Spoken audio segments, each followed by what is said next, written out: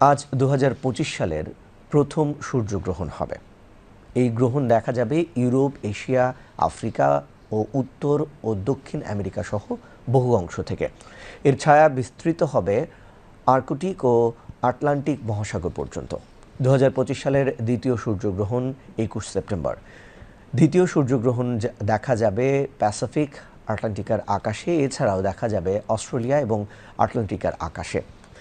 এবছর চৈত্র অমাবস্যায় বছরের প্রথম সূর্যগ্রহণ হতে চলেছে। আজকের সূর্যগ্রহণটি বাংলাদেশ সময় দুপুর 2:50 শুরু হবে। গ্রহণ চলবে সন্ধ্যা 6:46 পর্যন্ত।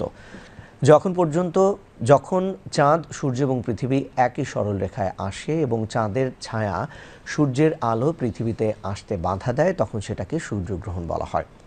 এই ছায়া যেখানে পরে সেখান থেকে সূর্যগ্রহণ দেখা যায় না, অথবা সূর্যের একটি বড় অংশ কালো দেখা যায়।